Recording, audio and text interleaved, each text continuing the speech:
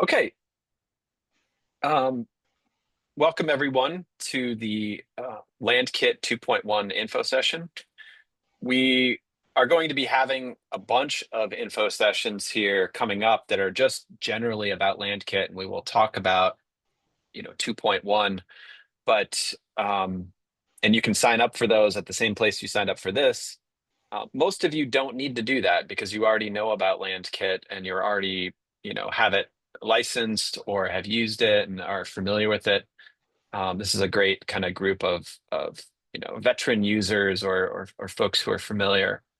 But we also at the same link you probably noticed there's also some onboarding sessions which you or your friends might be interested in. I just wanted to mention that it's kind of a nice new portal that we've set up, and it makes just sign up a lot easier for us and hopefully for you guys to pick what you need. But today we'll be focused on LandKit 2.1 and all of the great new features. These aren't all of the new features of 2.1. These are all of the features basically of LandKit. And um, there are new faces in here, new icons for new tools. And we'll be kind of digging into those here in a minute. But I wanted to briefly touch on a few tools that we built earlier in the year that came out with the release of 2.0.3. So the heat flux tool, which allows you to combine sun analysis with area data and get a general ground heat flux calculation that's really not meant to be sort of like a replacement for universal comfort index or something like that, but it's really nice if you're designing a site. It's like an additional, thing in addition to all these other analyses that we have that helps you to say, do I really want to put the slide for the playground right here in the hottest part of the playground? So if you have any questions about that, let us know. We've added another related tool, which is the environment color rule for paving. So if you have any environment, and environments allow you to kind of stack up layers of analysis into like effectively a package, you can pull out any one of those layers. And in this case, it's sort of like flow intensity of water. And then we're using that as our parameter essentially to do our paving gradient. So basically build any, in addition to images and attractors and all the other color rules that we have for paving. This is another way of saying maybe using it for sun analysis and then trying to do the lighter pavers in the sunnier areas so that you don't have as much heat. Because albedo is a huge factor when it comes to pavers. Um, Another thing we improved in that update was clustering in the pattern fill. So with pattern fill, all the clustering tools didn't quite work the way we wanted them to, and we really spent a bunch of time trying to make clustering and self-spacing all work within that pattern fill, and also to improve it in the regular fill. And here you can see like these groupings of plants are kind of clustering together, but then they're interlocking where we have some sort of self-spacing that is a little bit wider. Um, and you can sort of see these kind of patterns and the way we can adjust that in the landscape. The one caveat is this worked a little slower in 2.0.3 or 2.0, yeah, dot 3 was a little slower. Actually, it was a bunch slower, and we fixed that. So it should be way faster again. So you've got the cool clustering of plant placement, and you have the kind of performance that you're looking for. Another big update that we made was the Topo workflow, which we're calling Topo Workflow 2.0. It has a new look. We merged it with the carbon and water workflows, so you can do all that stuff together in one workflow now. We have the ability to have feet and meters so that we actually ship it with a feet example and a meters example, and then the workflow works with both. We have more site sizes, efficiencies. You can do an image preview, and saving the settings works more reliably, and all that fun stuff. So this is kind of the new look, and we have water analysis where you can do catchments and water flow intensity, and even runoff calculations. If you want to really get into it, we have that capability in this workflow. And then, things like having an image being projected to your topography, which is a nice affordance as well. So let's talk 2.1. This is the main event here. This is what you all came for. There are 8 new components in 2.1. The first and probably most popular we're predicting is going to be the add cross slope mod for paths, which allows you, as you can see here, it's shifting. So we're flipping between 4 modes. So there's a mode for, um, lifting the right side up by a certain percentage slope. Like, usually that's about 2% slope. And then lifting the left side up is another option, or doing a twist. So the third option is having the right side go up and the left side go down, so that it's sort of tweaking. And then the fourth option is going in the other direction.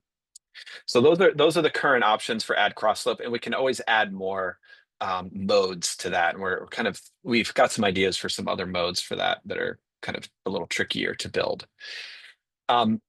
Another one, which is probably feels very sort of like basic, but we created our own contours component in order to speed up some glaring performance issues with cutting contours in Grasshopper. So our tool is generally at least twice as fast as the native component, and that makes a difference if you're cutting, like you see the contours in the background here. It makes a huge difference. But it can also just speed up your workflow and your iteration that much more when you have like medium to large size sites that you're working with. And then we also have added annotation, and there's a couple ways that you can do the annotation. One is by kind of a spacing number. So you can say, I want them to be spaced every 40 feet, and it will always have at least one annotation per contour, and it will sort of try to fit the other ones in.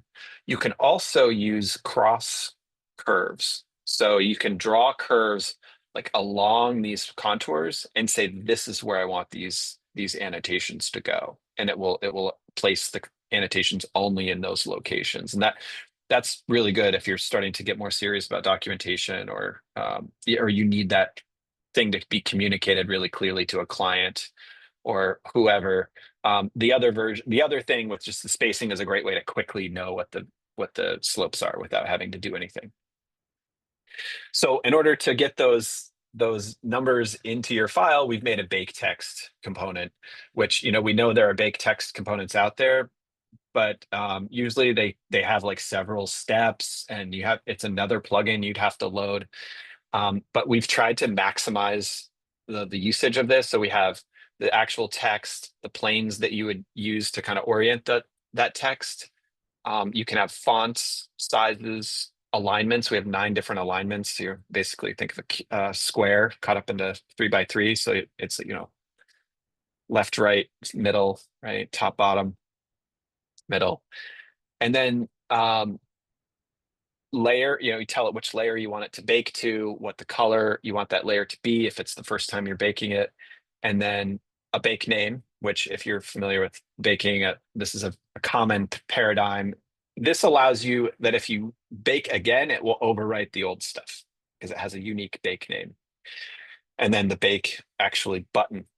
Now, the cool thing about this is you can like just say, okay, I want Arial. I want it to be 4 feet. I want it to be, you basically give it one parameter for all the text, or you can have unique parameters for text, which is what we're seeing here. So each of these numbers has a different, the number is its text size, and then there's different fonts for every single one. And so you can have a lot of variation there as well, and control that parametrically. Getting into planting, we have been doing a lot with thinking in big ways about sort of nutrients and fertility in the landscape when with this food forest workshop that I did. And as a result of that, I really beefed up our pseudo plants concept. So we had the pseudo plants concept, which was basically fake plants with fake parameters. It was effectively just a color, a height, a width, and that was it. and it would place plants, and you could actually apply niches to those according to an environment. So they all had like slightly different characteristics. But this creates realistic, believable plant parameters. It creates 45 data values for all of them. And that includes all of these nutrients and things. So they're not real plants, but it creates plants that you can use to kind of create a planting pattern and an archetypal planting design. And then you could go in and swap out for real plants afterwards. And we have some plans on making that easier as well, with our, especially with AI. So we have some thoughts there about how that evolves in the next version. Um, that makes it really easy to do studies like this really fast. And this is another component we've added, which is update conditions. So as the trees grow, for example, you're going to get shadier conditions. And so we already can change the age of planting area, which will change the plant sizes. That was already a feature. But now you can change that and then remeasure the sun shade based on those trees, and then reevaluate the ground cover here and see which plants are actually going to be shaded out. And so it's a way of planning for the future and saying, okay, these are zones that are going to be effectively either need to be replanted, or we need to rethink the kind of the range of resilience of these particular plants that we're planting in this area, right? So it gives you some design insight as you design your plants. But that doesn't have to be just sun. It could be soil fertility. It could be all kinds of things that are going to evolve and adapt as your site changes. So, we've been saying customize everything. This is kind of the mantra for 2.1. And this is why. This component is going to take a little time for people to get used to, and it might also just be something that works in the background for our workflows eventually. But the idea of customizing your parameters. So imagine launching this little window, and we're going to show this, but you have a layer, you launch the window, and you can have some default parameter keys, and it will create those keys, or it will just read the user text from your geometries, if you guys are familiar with user text. And this is a fast way of keeping all of your user text values in sync, so that like all of the geometry on that layer, for example, has a fillet value, right? But then you as a user can say, I want this curve's fillet to be 2 and this curve's fillet to be 3. And you can customize those parameters. And then those get brought in with the layer pipeline, which we're going to show you. And then those values can be used, those keys and values can be used as parameters in your script, right? And then you can go and change these parameters live. So it's kind of like a slider, having like a slider for every single geometry in a way, right? And be able to go in and adjust these things, and have basically like dynamic elements within your site.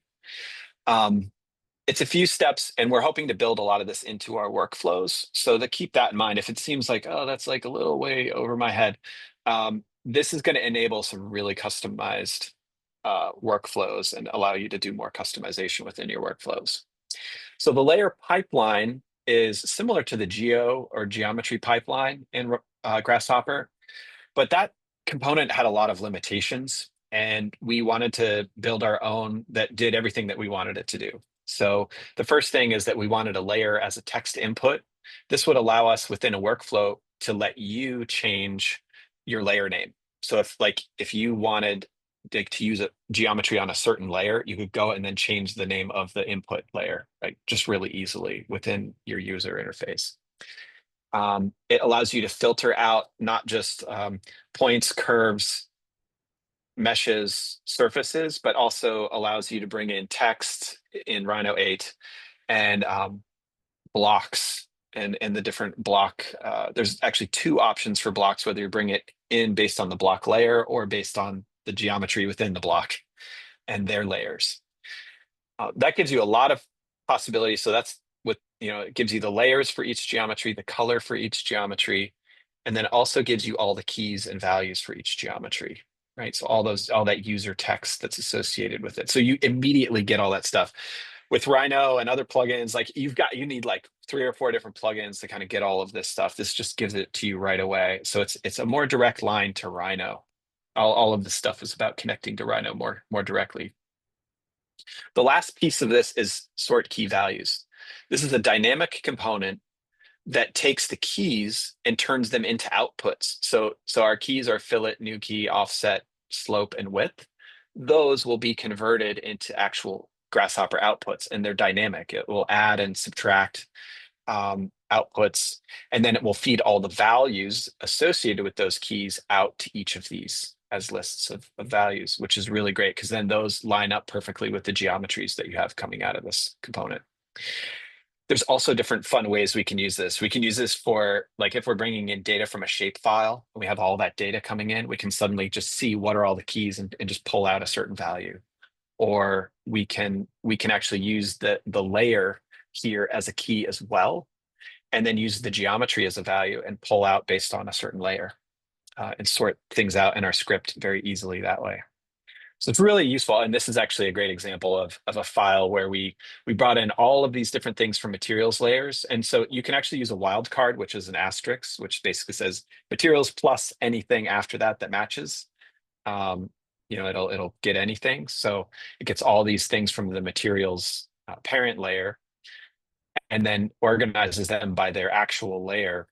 But we can just pull out all the paving 21 or the stairs and get that by just piping that out and then doing something else with it fun in Grasshopper.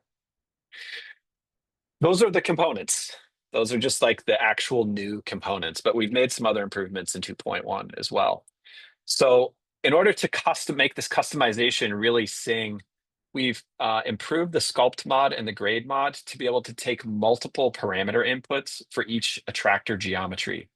So that means that you can select these geometries, make changes to their parameters, and then see those updates live per geometry. Like, so this is going to reset in a second here.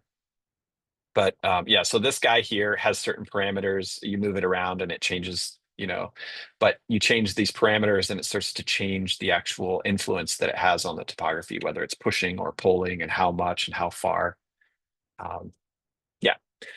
So those are mods that are updated, and we're hoping to update more things like this. I think these were the glaring ones that we wanted to fix. This is another one that we think is going to be hugely popular. And it's all about paths in this release for the popular user. So before you could have one path component that would do one set of parameters, right? It would basically have the length, basically the width of a curve and the slope, and you could set that, and that's how our workflows work. But now you can actually, because you can customize each length, we thought it was a great time to set this up where if the center lines are lined up with one another, they will form a chain, which means that they'll build on one another in terms of their elevation. So the first length of this curve is like, say, 5%, and then the next length is 8%, and then the next length is 2 or like -2%. And so you can kind of go up and down and kind of change that pitch. Like, say you're trying to solve some crazy driveway that's going up, and you need like these little pieces. This will help you do that. And then combined with the cross slope, we can start to get some really nice grading solutions happening here. We can also visualize our grading with our improved elevation analysis. You basically just plug a mesh into this and it gives you a gradient at this point. But now you can plug in just like a list of colors and it will generate like a nice gradient of color using those colors. And I'm just changing my inputs. I did all of this in like 15 seconds. In reality, I was just plugging in different things. And then the other thing I mentioned before is the improved fill area with patterns. So this is going to be faster. It's going to use these it's going to do clustering, and you can kind of see these clusters. This is also following rules. So you can sort of see that these are in like the shade, and then there's also wet and dry zones here. This is one of our examples. The other thing that fill area with pattern will do is it will be more consistent, so that if you change just like one plant's radius or you change its color or something, it's not going to completely randomize the placement of the plants again. It'll be more persistent with the plant placement, which is going to be a little bit more reliable for people who are just like trying to dial things in. And it's going to it's going to be a little more consistent. If of course you start changing the number of points that you're using to fill the plants with, or you change a bunch of big parameters, it's the shape of the area, it's going to start to randomize that. It's going to be different. Um, we've done the same thing with fill area. So the more organic fill that we have, this is filling and then packing using the pseudo plants.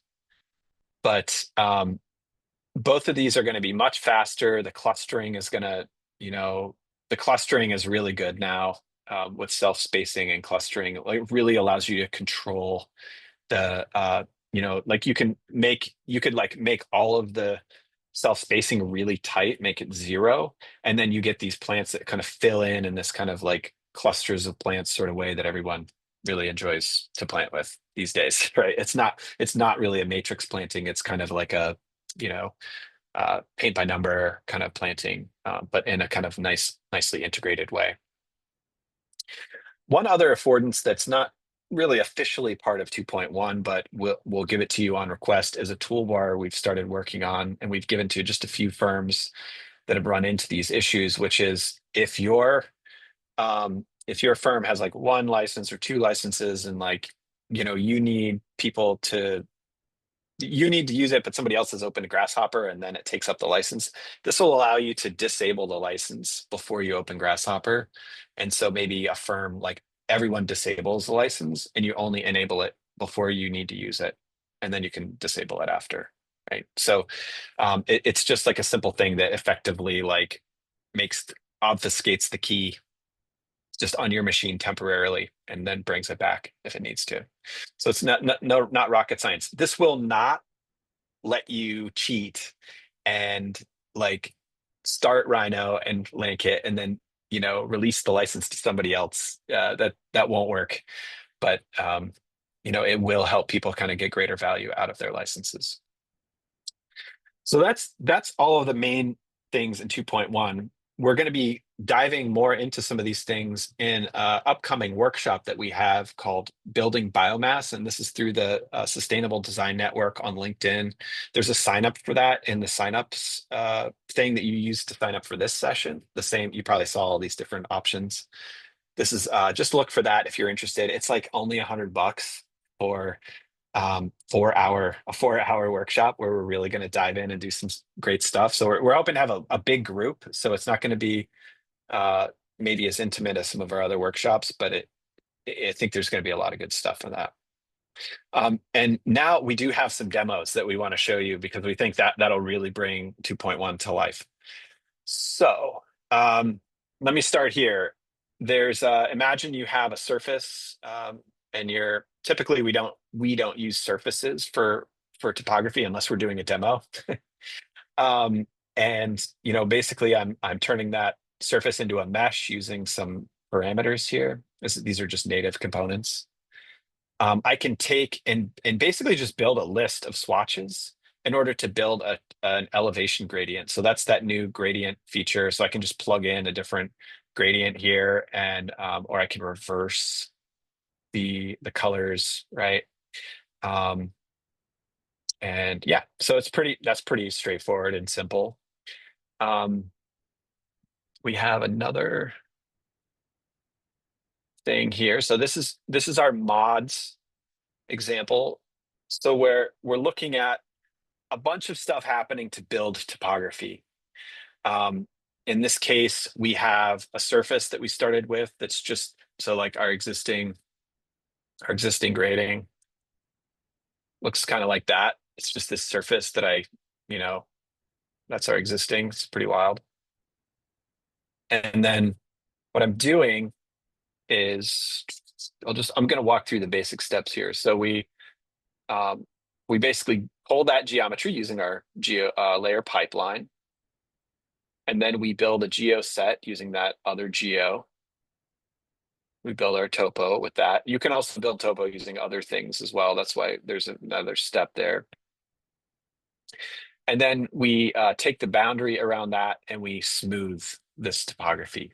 So we're actually smoothing this whole thing by every 2 foot uh, spacing, right? So it's every 2 feet, we're basically making a new mesh point. And then, and so the smoothing is also a resampling. Okay, so this is an existing feature that we have.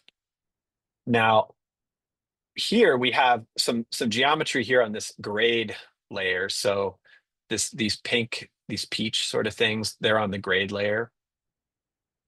And like if I move one, for example, if I just move him, you'll see that it's having an influence on the grading, right? So it's actually, what it does is it snaps to that geometry and then it grades away from that geometry at a certain slope.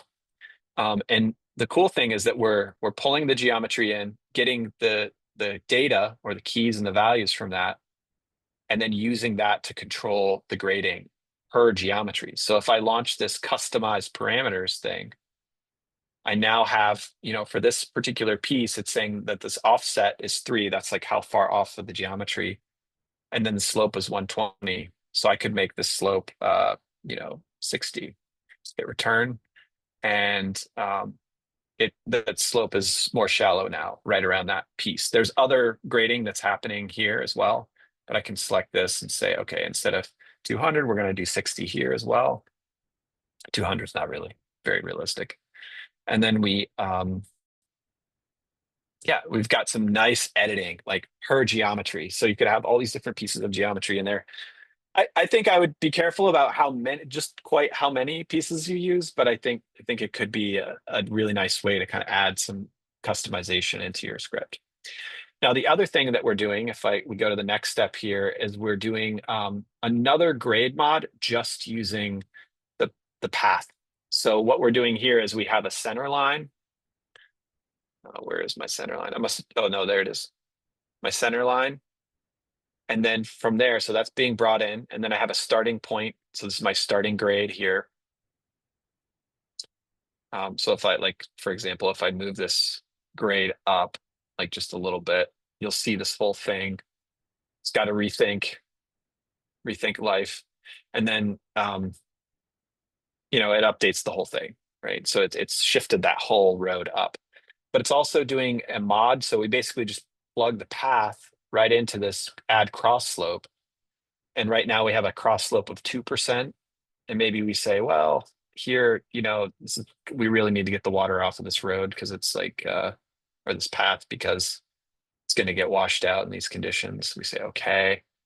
And then you'll see the intensity of that cross slope enhance, right? So it's nice because you can plug this customized thing into a holistic model, a holistic fluid model of your site.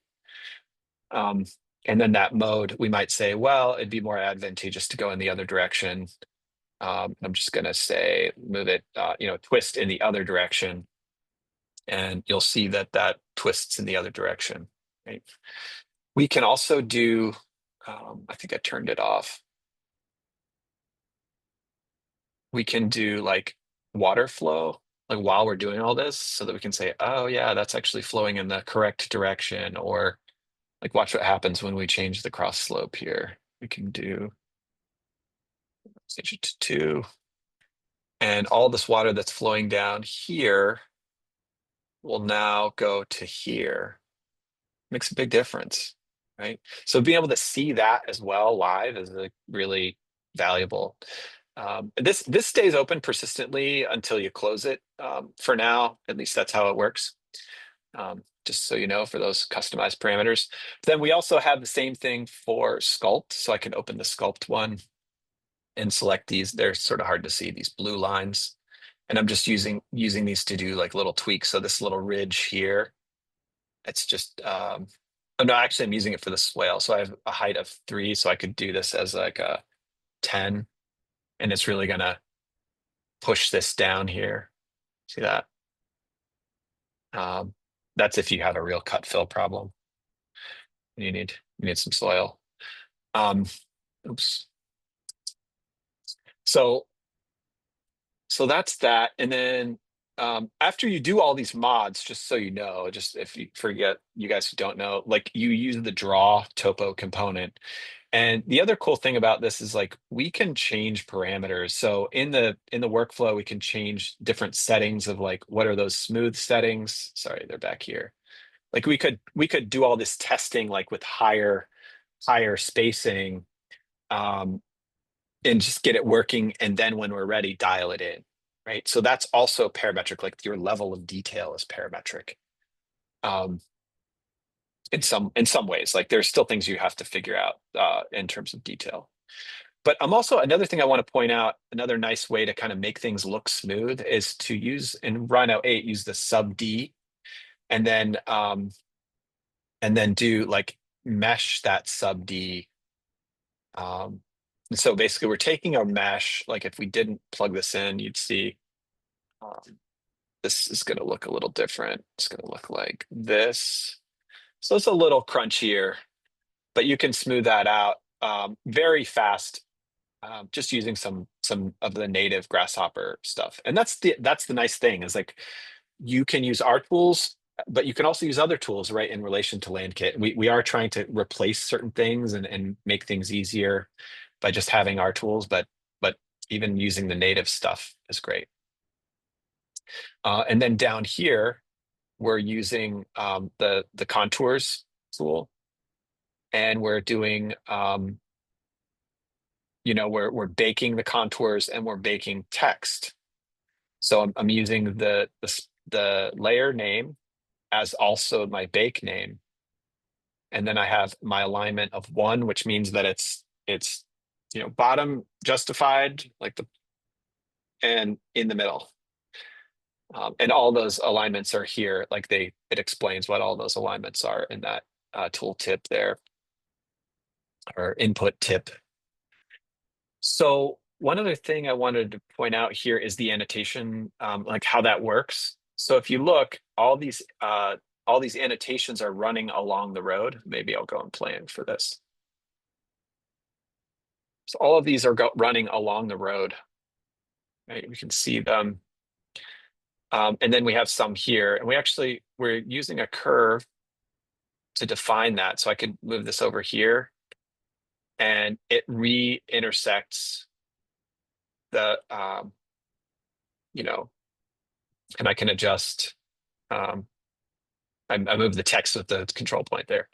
But you can it realigns there. So that's one input. And all you do is you just input a curve, or this is all the curves from the mod center lines. And then you can also input a spacing value. So this is 40 feet, and this is a little more chaotic, but this is a fast way to just see it everywhere without having other work to do, right? So this is a fast way of just saying, wait, where am I? I'm at 15 feet. Okay, all right, we need to move that down or whatever. It's just like a fast way of seeing your annotations. This is more like, okay, I'm ready to make this look nice and move more toward documentation. All right, so that's the grading mods, plus some other fun stuff. See how this is all working together? It's all connected. Um, so let's go over to planting for a second. We're gonna come back to grading. Our last demo is the path mod, and it's some really cool stuff with paths that we just came up with this morning on one of our calls. And I think you're really going to like that. But this planting thing gets a little complicated, but I think it's well worth exploring. So this is my planting script. It's not as simple as the other ones, but I'm doing a lot of stuff. So let me kind of highlight that really fast. So um, I'm importing some areas, which is this area here. I create a pattern, which is my hexagon planting bed pattern. So I'm actually making a pattern for that. And then I'm taking those areas and using those areas down below. I create a basic environment. First let me do topo. So I have a basic topo coming in here, and then I run water across that topo. I can then use that water to create a moisture layer. And this is kind of like a little bit more complicated, but I'm using the water flow to create a moisture layer in my planting. And I'll show you what that looks like. Um, and then I create sun vectors for this location, which actually pull from the Earth anchor point. This is like a nice little tiny script here that I wrote that I'm going to share all these files with you guys if you want. Um, and this is like pulls from the Earth anchor point. So you actually set your location on Earth using the Rhino Earth anchor point, which is kind of a nice way to do it. And then it also has an option for if you've installed Ladybug on a Mac versus a PC versus it'll just work on a PC because it uses the raw scripting for sun vectors. It uses those vectors a couple times, and we'll talk about why. Because it's doing the update condition. So we look at what the sun shade is at installation, and then we look at what the sun shade is at a given time in the life cycle of this project and how the trees have affected that. So we build the trees parametrically using pseudo plants. We are building some perennials using pseudo plants. I also show how to pull in plants here with a CSV file. And then we are doing some finagling with the plants and the patterning of the plants, and then we fill them. And then this is just sort of documenting the plants. But this is the update condition. So it takes a reevaluation of I think that's where this is happening, a reevaluation of the sunshade and reapplies it down here so that we can study where these plants are going to change over time. So it's a lot of steps, but we're doing a lot of things, right? We're like laying out our site and analyzing water and analyzing sun at different times of this project's life cycle. And you know, we're placing plants, replacing plants, studying that, all the fun stuff, creating a schedule. It's a wonder that there aren't more components in this script.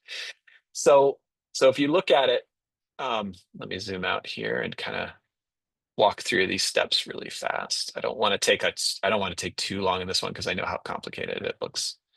But let me skip down here. So this is where we have our, I'm also using buildings as my topo. So because I want the building shadow and I want to think about water on those buildings. And I don't want the water to kind of go through the building. So that's why I'm including that here. So that creates water flow lines, and we can see those are here. And so you can see the water kind of collecting there on the roof. Oops, nobody gave it a cross slope. Sorry. That's only $1 million in damage.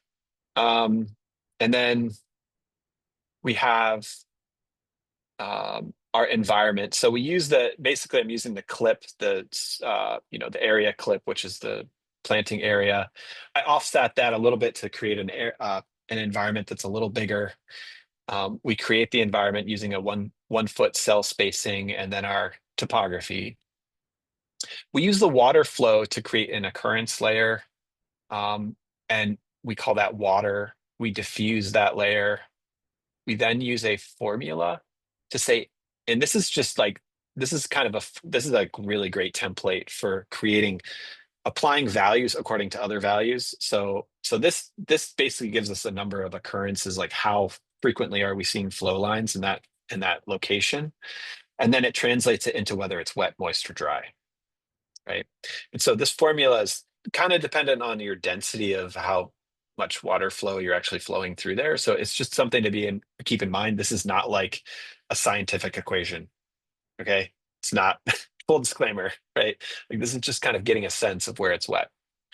So then we say, create a new layer by formula called, let's say, moisture equals. So then we just, we quickly rename that moisture layer to soil moisture so it will match up with all of our plant stuff. That's like kind of, yeah. So we do all the water stuff in the beginning. Now we can use this for different analyses. So we use it to place our trees. So this is our pseudo species generator for trees. It's generating 6 trees.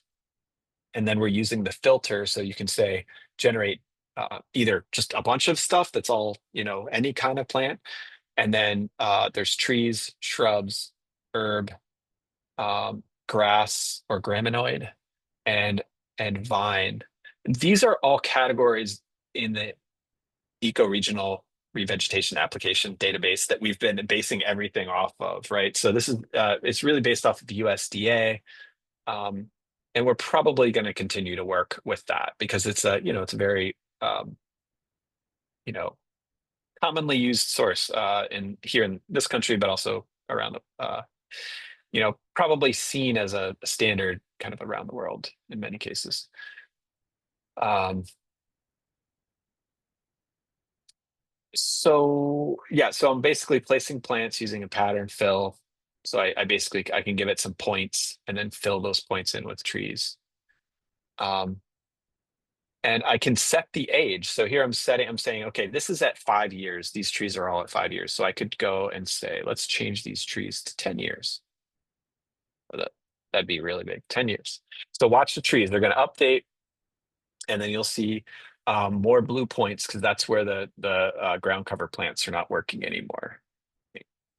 So you see how that worked. So now we have a lot, basically pretty much every plant that I had placed doesn't work anymore. Um, there's kind of a reason for that, which is that the pseudo plants really only have one mode when it comes to sun, and I want to change that so that they can, a plant could be okay in sun and part shade and shade, right? So the pseudo plants aren't quite as robust and resilient uh, as like real plants might be, but that it's just something to be aware of. So let me go back to 5 because it's a little bit slightly better example here. If we're thinking about 5 as our kind of like archetypal design moment, like we want it to kind of like look really, really good at 5 years. And we're going to have to do what we have to do at installation to make this work, or we're going to have to sort of, create something in the maintenance plan for 10 years out. I think, that's just one way to think about this. So you basically design for the 5 year mark. We're also setting our understory plants at 5 years in that case as well. But if we go back, we are doing creating this is the ground cover plants. So we're doing herbaceous plants. We generate 39 different species, but then we're going to reduce them based on their size. And we're filtering out just only the herbaceous ones. You can also import plants from a database, which you guys are probably all have seen or are familiar with. And then we have our plants and all the plant data. And I just want to show you this really fun thing. Watch. If I do key values sort, and I plug in all our data keys to keys, boom, I get all the keys right away. Kind of awesome. Or I can see all the attributes, boom, and it just updates, right? And now I have I can just say, okay, I just need the colors of all of these, right? Now I have a list of all the colors of those plants. So that's really nice. This is just a quick little cluster that I made that says, okay, get the plant's size and limit, only deliver the ones that are of a certain size. So if you see here, the plants going in, there's 39 of them. Coming out, there are 14. So I'm just limiting it based on the radius. And then we fill them using a pattern. And we can do that, using the fill or the pattern. I'm using the pattern, but you can see how it's pretty quick. It's not a huge site, but it's pretty quick. And then this is doing the update conditions, but there's one thing that has to happen first. So our trees, after the trees are baked, this message triggers us to kind of re-update this pipeline. This is one place this pipeline is not updating is when we bake a block. I've noticed I need to see if I can trigger that. That's why I have this little thing here. But we take the buildings and in one case, and the buildings and the trees in the later case, and we analyze. So this is actually really fun visualization. So this is a visualization of our sunshade in 3D. It's just moved up a little bit, and it looks pretty cool, right? With the points and everything. So the way that we're doing this, first of all, we're using that gradient thing, which is already a feature for drawing your area layers or your environment layers as a mesh. But then we can take that mesh And this is something that existed, but I was just like, I have to show them this. They'll just love this. This is the perfect audience. You take the mesh, you get the points out of that mesh, and when you use our bake preview, it automatically turns point like collections into a point cloud. And so when you give it the colors, it visualizes it this way. Like if you wanted to like do this, like just do the regular dumb preview, yeah, sure, you could do that. And you still have the option to sort of, you know, view it like that, right? With the X's or whatever. But it takes longer to view, and that's one of the reasons why I set it up this way to preview a point cloud, because point clouds are just fast. Um, so you can visualize all kinds of color and point data that way. Um, and then we've reevaluated. We have sunshade with trees and without trees, and then we basically we place them without or we place them with 5-year trees, and then we evaluate that against what would it look like at installation. So you're just plugging in the areas that have those plants in them, and then you're saying, okay, this would be a new condition. In this case, it's not new, it's sort of old. It's sort of like just compare it to whatever it was. And it gives you new planting areas that don't have the plants that don't work anymore. It shows you a list of those plants that don't work anymore. It shows you all the points that where those plants were, and it gives you all the niches for those locations. So that if you need to sort of say, have some plants to task and follow those niches, you can collect them this way using those inputs. So it gives you everything you need to make these updates, and it's really great. Okay, so that was super nerdy. So I'm just gonna open this last demo file here, which is, let me actually just,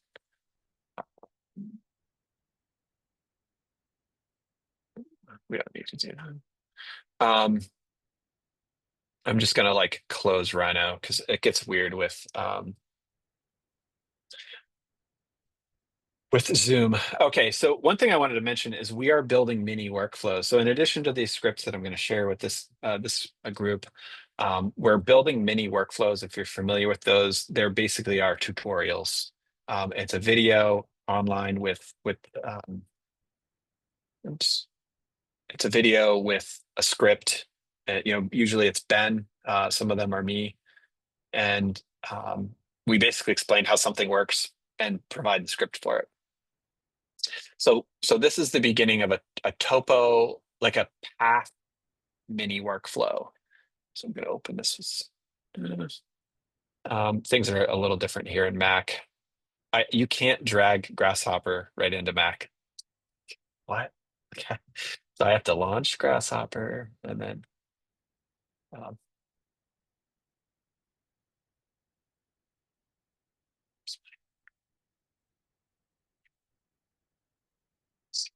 it's thinking, it's loading all those ladybug things. Um, okay, so I'm gonna pull this into here. All right, so this is like the great little demo. I'd love to get some questions. So if anybody, I don't want to run out of time. If anybody has any questions, please just post them. But I want to show you, this is a number of curve segments. So each of these curve segments are center lines of basically a path chain that I want to build. I have all these, they're drafted nicely. They have radiuses and or radii, and they're straight, and they're tangential to one another, and all those fun things. And then I'm generating a path chain. So let me just zoom back here. So basically, I pull in the path center lines, and I have an initial spot here, so I can take the spot and move it up, right? Or not. And then I'm grabbing each one of these. If I launch my customized parameters, each one of these has like, this is a 7% slope, which is pretty naughty. Let's do 5%. And then we have a 5. Maybe this one is a little bit flatter, right? Like it's just like a 2% run. And this thing, so all of the really curvy parts are going to feel a lot shallower, that's because they're using the short side of their slope to determine how far they can go. Because what you don't want to do is like have that inside slope be like some crazy like spiral staircase, right? You don't want it to. So it always uses this short inside curve. And you're probably like looking at this and wondering, why did he make this path wider and this path? So this path can be 36 feet wide or it can be 38 feet wide. Um, and then we also have, our cross slope, which is working here. So I can change this from 2 to 3, change that, which is really great. But the reason that I made this differing paths, because people are always ask us, they're like, could you just do like something that is like more customized? We wanted to show you how easy that is. So if we were to take and have a custom drawn shape for a path, right? So this is like some crazy ramble, right? Like rambles are so hot right now. Um, you have this ramble coming in as a shape. You make it into an area, and then we're going to project that area to a topography. Right? So what we're doing is we're taking our surfaces from our paths and turning those into a topo mesh, right? And then we project that. So what we end up with is, and I'm going to plug this in here as well to the topo mesh, to the contour so you can see it. So we have this crazy custom path that's graded using like pretty standard grades. We can go here and adjust. So I could say, this area, how steep is that? Well, let's relaunch this. It's 5%. Well, maybe we don't need quite that much grade, and we say, let's just make that part 4%. Great. And then it adjusts that. But we go back here and we say, well, we really are going to have to make this 7%. We'll just have to add the landing in. Maybe we break it into pieces and we add the landing in, but let's just say we do 7%. And the whole path updates, like all those segments after down the chain update. And then we can also, let me see. So we're basically doing our contouring along the center line. So we're using the center line as our spacing input to solve um, our grades. Sorry, they're a little hard to see. They're gray, pretty gray. I'm using big contours. Oh, I don't know. Okay. Um, so here's another fun thing. So this is going back to kind of what we were doing with the mods. And imagine we have a landscape around this path, and we are trying to do the tie-in grading. So if this is our existing topography, again, like a sort of slightly unrealistic input, but it's just like this grade, right? Um, and we want to do the tie-in grading for that. We can take this is basically creating that surface and smoothing it out, and then we do a grade mod to take the path surface that we've graded, using the custom shape. So we're actually using the custom shape, so it's grading away from the custom shape and not our path, and because we've already projected that and we have that as a mesh, and so we can grade away from that. And then we noticed that there was some funny things happening. So if I plug this in here, so there was a couple funny things happening using the grade mod, like because it's kind of like one grade is running into another. And what we just did was we said, all right, well, we're just going to smooth in those areas. So let me go here and hide this. Show my. So these are the zones I said, okay, well, I need this to get smoothed out. And then I basically use that zone to do a smoothing just in that area using a boundary. And so that's something Relating to the smooth, that's also really important for everyone to think about, which is that you can do selective smoothing, right? You don't have to like smooth everything. So you can have hard and soft edges that are really defined. Or we don't have this quite yet, but what I'd like to do is make the boundaries kind of like a multi-input similar to the sculpt and grade inputs, right? So for customization, you could select a boundary and say how much more do I want this boundary to be smoothed versus another, right? We don't have that yet, but we're hoping for something like that soon. Uh, yeah, that's all. That's all I have. Are there any questions? I know we're coming right up to the hour here, but I'm happy to stay on for a few questions for anyone who has them.